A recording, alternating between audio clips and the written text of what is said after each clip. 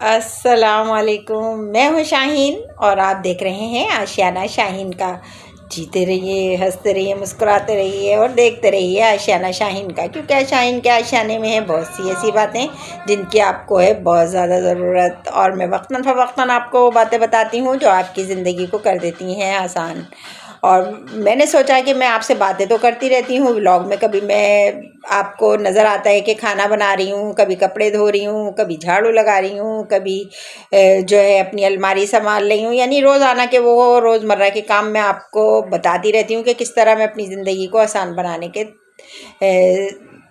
طریقے استعمال کرتی ہوں۔ لیکن جو سب سے زیادہ ضروری ہے نا زندگی میں ہماری، وہ کیا ہے؟ وہ ہے نماز، کیونکہ نماز کے بغیر تو ہم زندگی کا تصور ہی نہیں ہے۔ ہم مسلمان ہیں اور ہم ہر اس بات کو ترجیح دیتے ہیں جس بات سے ہمارا پیارا رب ہم سے بہت زیادہ راضی ہو، کیونکہ ہم کرتے ہیں اپنے رب سے بہت زیادہ محبت، اور اس کا اظہار کرتے ہیں ہم نماز کے ذریعے، کلام پاک کے ذریعے۔ اور جب ہم نماز پڑھتے ہیں نا تو ہمارے دل کو ملتا ہے بہت زیادہ سکون۔ اب نماز کیوں ضروری ہے یہ میں آپ کو بتاؤں گی، اور یہ بھی بتاؤں گی کہ نماز پڑھنے کے ہیں کیا کیا فائدے۔ بڑے اچھے اچھے فائدے ہیں جسے سن کر آپ کا دل ہو جائے گا خوش۔ ہم لوگ یہ کوشش کرتے ہیں کہ ہم اپنے گھر کے کام ختم کر لیں پھر کلام پاک لے کر بیٹھ جائیں گے، یا ہم تسبیح پڑھتے ہیں تو ہم یہ سوچتے ہیں پہلے ہم یہ کام کر لیں، پھر ہم یہ کام کر لیں، اور پھر اس کے بعد ہم تسبیح بھی پڑھ لیں گے۔ لیکن طریقہ ہمارا یہ ہونا چاہیے کہ اگر فجر میں ہماری زیادہ تر، اگر میں لوگوں سے کہتی ہوں نا کہ بھئی آپ صبح صبح اپنی تسبیح پڑھ لیں، کیونکہ ہمیں پتہ نہیں ہے کہ آگے دن میں کیا ہونے والا ہے۔ آپ نے اکثر سنا ہوگا کہ فلاں شخص تھا، وہ اٹھا صبح بالکل صحیح تھا، اس نے ناشتہ کیا اور وہ اپنے باتیں کر رہا تھا یا کام پہ جا رہا تھا یا کام سے واپس آیا تھا، اور اچانک ہی اس کا ہو گیا انتقال۔ کہ اللہ تعالیٰ جب بلاتا ہے نا تو اس کو بلاتے دیر نہیں لگتی، اور ہمیں پتہ بھی نہیں لگتا کہ کب ہمارا بلاوا آ جائے۔ یعنی کہ بہت زیادہ تو ایسا ہوتا ہے کہ ہم صبح سو کر اٹھتے ہیں تو پتہ لگتا ہے جی فلاں شخص کا رات کو انتقال ہو گیا یا صبح صبح اس کا انتقال ہو گیا۔ تو وہ شخص یا ہمارے اندر کوئی فرق نہیں ہے، صرف آگے پیچھے جانے کا فرق ہے کہ اللہ تعالیٰ کب کس کو بلاتا ہے، کوئی پہلے جاتا ہے کوئی بعد میں جاتا ہے۔ تو اپنی نمازوں کا رکھیے بہت زیادہ خیال کہ جب آپ اس دنیا سے اس دنیا میں جائیں نا تو آپ خالی ہاتھ نہ ہوں، آپ کے اعمال بھی اچھے ہوں، اور آپ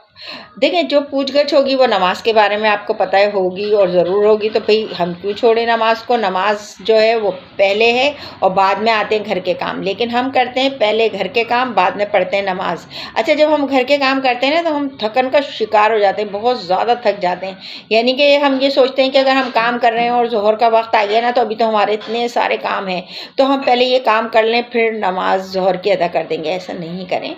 پہلے نماز ادا کر لیں، کام کو بیچ میں چھوڑ دیں، اور نماز پڑھنے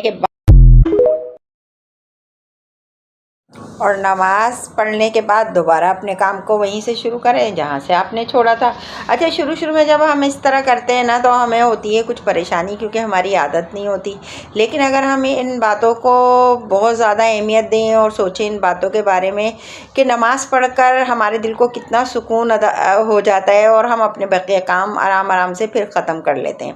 کیونکہ جو ہے نماز پہلے ہے کام بعد میں ہے۔ آپ کو پتہ ہے کہ نماز جو ہے وہ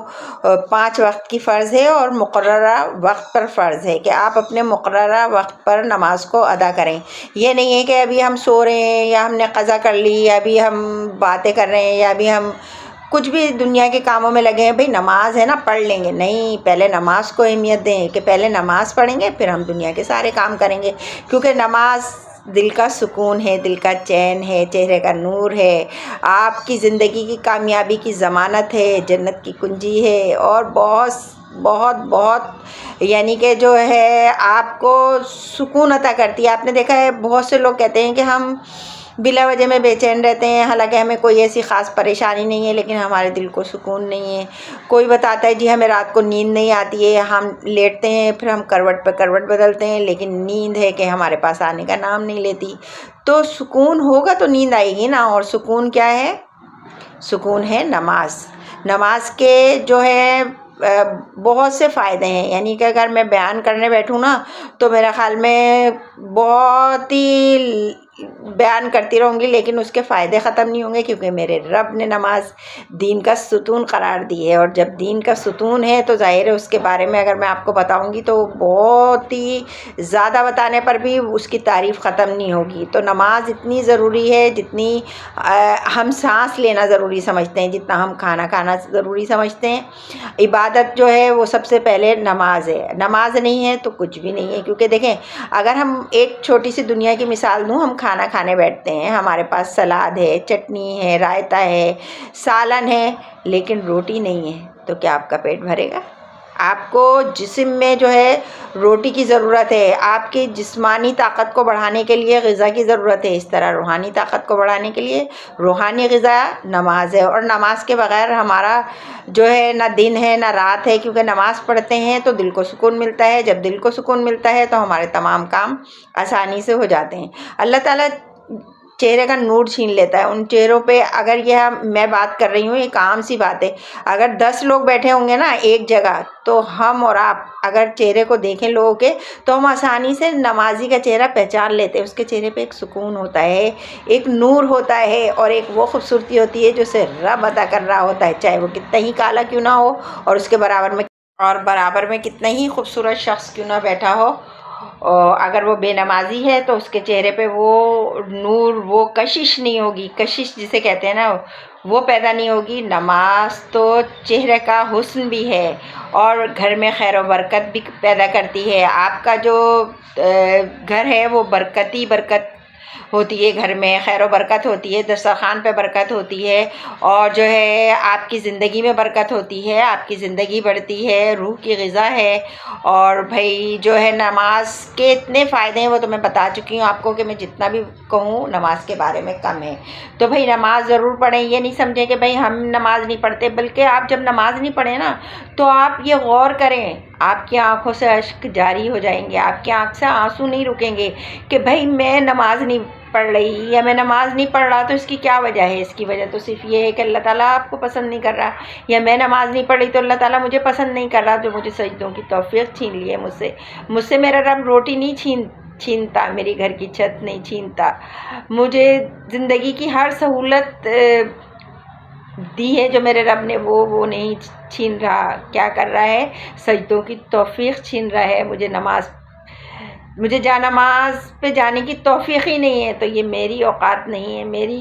ہستی اس قابل نہیں ہے کہ میں اللہ تعالیٰ کے سامنے سجدہ کر سکوں، اللہ تعالیٰ کے آگے ہاتھ پھیلا سکوں، اپنے وہ ہاتھ اٹھا سکوں جو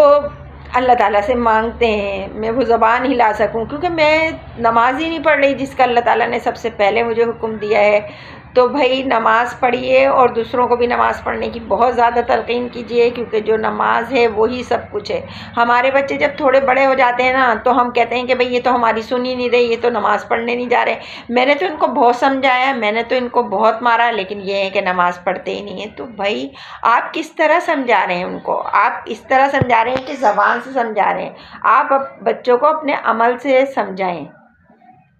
زبانی بھی سمجھائیں اور اپنے عمل سے بھی سمجھائیں۔ جب آپ 5 وقت آپ جائیں گے نا سجدے میں اور آپ جا نماز بچھائیں گے، ہم چھوٹے سے تھے نا تو ہم دیکھتے تھے ہماری نانی، ہماری امی جب اذان ہوتی تھی نا تو وہ سارے کام چھوڑ دیتی تھی، اور ان کا سارا دھیان جو ہے وہ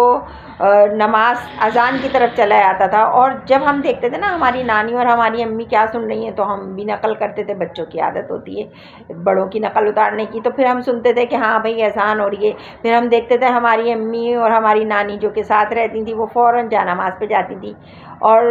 جو بچوں کی عادت نہیں ہے نا، نماز پڑھنی بھی نہیں آتی، وہ بھی ان کے ساتھ اپنی جا نماز بچھا کر اور وہی کرتے تھے جو ہمارے بڑے کر رہے ہوتے تھے۔ یعنی رکوع سجدے کا مطلب بھی نہیں ہمیں پتہ، قیام کا مطلب بھی ہمیں نہیں پتہ، لیکن ہم وہی کریں گے جو ہمارے بڑے کریں گے۔ تو بچوں کو عادت ڈالنا ہے نا، تو بھائی پہلے خود آپ کو وہ کام کرنا پڑے گا جس کی عادت آپ اپنے معصوم بچوں کو ڈالنا چاہتے ہیں، کیونکہ بچے وہی کام کرتے ہیں جو ممی کرتی ہیں، جو نانی کرتی ہیں، جو دادی کرتی ہیں، وہ بچے بڑوں کو دیکھتے ہیں اور پھر اسی طرح